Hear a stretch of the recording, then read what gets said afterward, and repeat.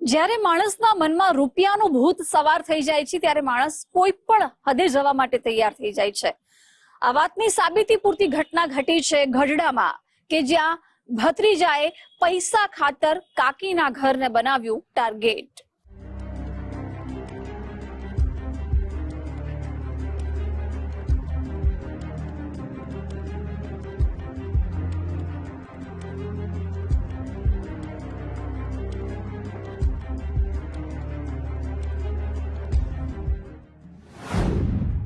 તારીખ 3 નવેમ્બર 2025, સમય મોડી રાતનો, સ્થળ સીતાપર ગામ, ગઢડા। મોડી રાતનો સમય હતો। વૃદ્ધ મહિલા તેમના ઘરમાં સૂતા હતા ત્યારે અચાનક એક શખ્સ ઘરમાં બુકાની બાંધી ઘૂસ્યો અને વૃદ્ધાના કાનમાં પહેરેલી સોનાની બુટ્ટી સહિતના દાગીના કાઢવાનો પ્રયાસ કર્યો, પરંતુ વૃદ્ધા જાગી જતા બુકાનીધારી આરોપીએ તીક્ષ્ણ હથિયારથી હુમલો કર્યો હતો અને કોઈ આવી એ પહેલા ફરાર થઈ ગયો હતો। બૂમાબૂમ થતા આસપાસના લોકો ભેગા થઈ ગયા। આ બાબતે પોલીસને જાણ કરી ગંભીર રીતે ઘાયલ વૃદ્ધાને તાત્કાલિક નજીકની હોસ્પિટલ લઈ જવાયા હતા। બનાવની ગંભીરતાને જોતા સીતાપર સહિત બોટાદ જિલ્લા પોલીસની ટીમના અધિકારીઓએ ઘટના સ્થળની મુલાકાત લીધી હતી। લૂંટનો પ્રયાસ અને હુમલાનો ગુનો નોંધી તપાસનો ધમધમાટ શરૂ કર્યો હતો। બનાવ બન્યાના ગણતરીના કલાકોમાં આરોપીનો ચહેરો બેનકાબ કરી દીધો। જ્યારે આરોપીનો ચહેરો વૃદ્ધ મહિલાના પરિવારની સામે આવ્યો તો જોનારા સૌ કોઈ ચોંકી ગયા, કારણ કે કાનજી ઉર્ફે કાંતિ રામજી સતાણી નામનો આરોપી અન્ય કોઈ નહીં પણ ભોગ બનનાર વૃદ્ધાનો ભત્રીજો જ હતો।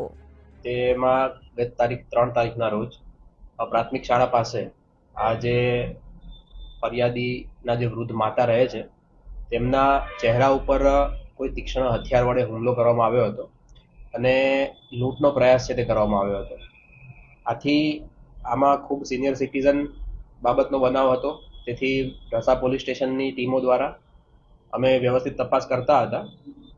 આ દરમિયાન ઢસાના જે પોલીસ સબ ઇન્સ્પેક્ટર છે તેઓની ટીમને અલગ અલગ તપાસના એંગલથી એવી ખબર પડી હતી કે આ બનાવમાં કોઈ વ્યક્તિ ઇન્વોલ્વ છે।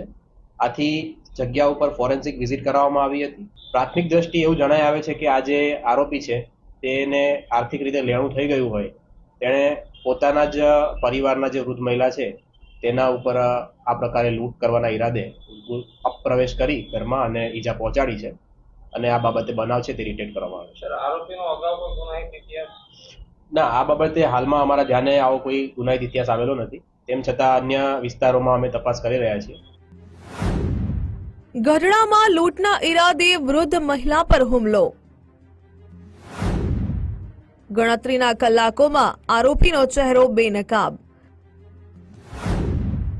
પાડોશમાં રહેતો ભત્રીજો જ નીકળ્યો આરોપી।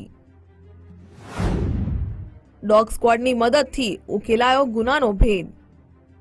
બોટાદ જિલ્લા પોલીસની ટીમે ઘટના સ્થળેથી તમામ પુરાવા એકઠા કરી તપાસ આદરી હતી।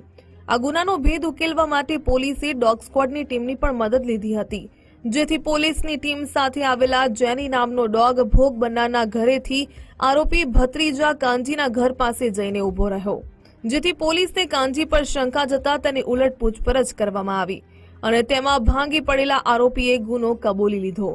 પોલીસ પૂછપરછમાં બહાર આવ્યો છે કે કાંજીને દેવું થઈ ગયું હતું। દેવું ચૂકવવા માટે તેના મનમાં કોઈ રસ્તો સૂઝતો નહોતો। છેવટે કાંજીના મગજમાં એક આઈડિયા આવ્યો અને એ આઈડિયા ગામમાં એકલા રહેતા વૃદ્ધ કાકીના ઘરમાં લૂંટનો હતો। પ્લાન મુજબ મધરાતે કાંજી મોઢા પર બુકાની બાંધી કાકીના ઘરમાં ઘૂસ્યો અને તેમના કાનમાં પહેરેલી સોનાની બુટ્ટી કાઢવાનો પ્રયાસ કર્યો, પરંતુ કાકી જાગી જતા તેણે જીવલેણ હુમલો કર્યો। તેમાં વૃદ્ધા ગંભીર રીતે ઘાયલ થયા હતા, એટલે આરોપીને ખાલી હાથે પાછા ફરવું પડ્યું હતું। ડોગની મદદ લઈ અને ટ્રેકર દ્વારા પણ આ સમગ્ર બનાવ છે તેની તપાસ કરવામાં આવી હતી। આ બનાવ દરમિયાન જે પોલીસ ડોગ છે તે જે શકમંદ આરોપી છે તેના ઘર સુધી ગયેલું અને આ સિવાય અન્ય ટેકનિકલ ઇનપુટ મળ્યા હતા। તે દરમિયાન અમને આ જે વૃદ્ધ મહિલા છે તેના દાદાના જે દીકરા છે તેમના દ્વારા રાત્રિના કોઈ સમયે તેમના ઘરમાં જઈ અને લૂંટના ઈરાદે આ જે વૃદ્ધ મહિલા છે તેના ચહેરા ઉપર કોઈ હથિયાર વડે હુમલો કરવામાં આવ્યો છે તેવી કબૂલાત છે તે મળી હતી અને આ બાબતેના પુરાવા મળી આવ્યા હતા।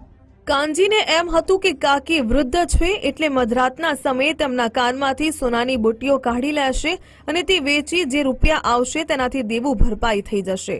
પણ દેવું ભરવાની લાહેમાં કાનજીએ જે રસ્તો અપનાવ્યો તે અપરાધનો હતો. એ વાત એ ભૂલી ગયો અને તેના કારણે દેવું તો ચૂકતે ના થયું પણ તેને જેલની હવા ખાવાનો વારો આવ્યો છે.